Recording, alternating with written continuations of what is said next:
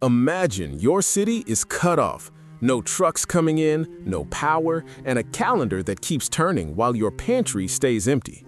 We often think of survival as a 72-hour kit, but the people of the Middle Ages survived sieges that lasted over 300 days without a single grocery store. In a world where modern gear eventually fails, fuel canisters run empty and batteries die, you are left with only two things: your environment and the forgotten wisdom of those who came before you. Today, we're uncovering the forgotten siege secret. We're going beyond basic bushcraft to explore the brutal, brilliant, and silent methods used by our ancestors to stay alive when the rest of the world was starving. If you want to know how to turn your home into an ancient fortress of resilience, you need to hear this. Chapter 1. The Myth of the Stockpile.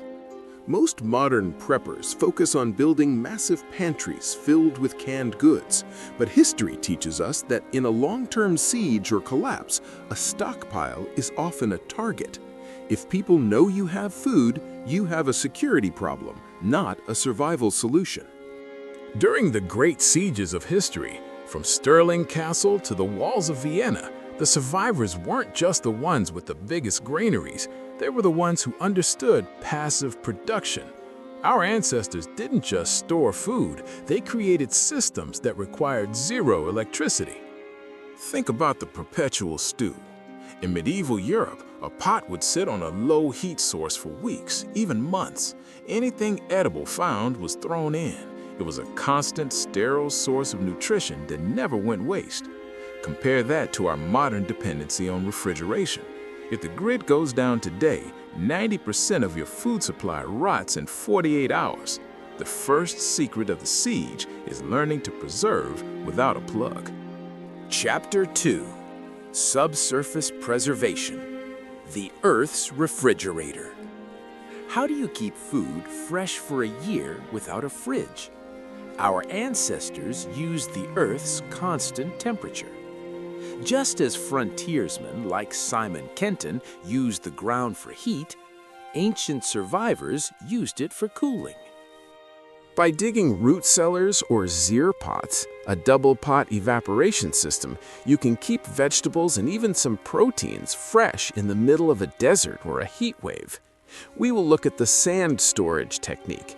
Carrots, potatoes, and onions can stay crisp for over 10 months if buried in layers of dry sand in a cool, dark place. This prevents oxidation and sprouting. Furthermore, we must discuss fermentation. This wasn't a culinary trend in the year 1200, it was a survival necessity. Kimchi, sauerkraut, and salted meats aren't just food, they are living supplies that provide the probiotics needed to keep your immune system from collapsing when you are under the stress of a siege. Chapter 3. The 5 Survivors. Which one are you?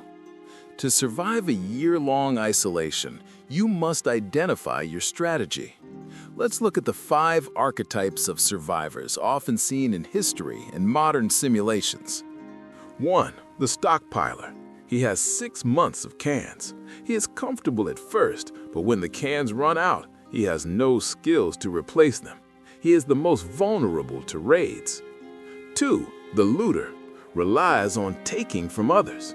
Statistically, the looter dies within the first 30 days due to high-risk encounters. 3. The forager. Knows the local plants. He survives longer, but burns too many calories searching for food.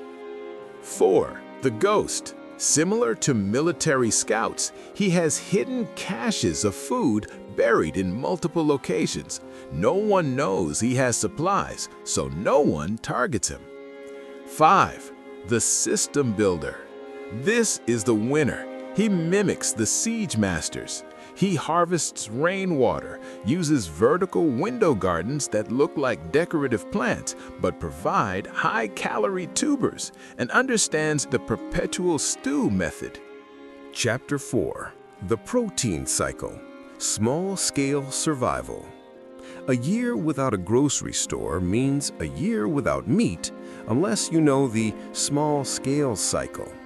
In ancient sieges, people turned to what was available: pigeons, rabbits, and insects. While it sounds unappealing to the modern ear, insects provide more protein per gram than beef and can be raised in a silent, small box in a closet. Rabbits are quiet, produce high-quality fertilizer for your invisible garden, and can turn scrap vegetation into high-quality protein. Learning to manage these small biological engines is the difference between surviving a winter and starving in it.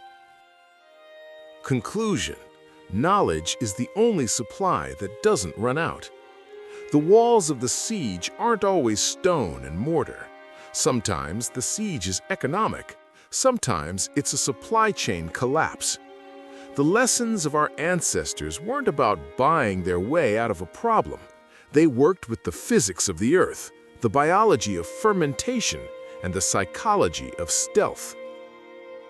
If you found these forgotten secrets valuable, remember, the best time to learn these skills was 200 years ago.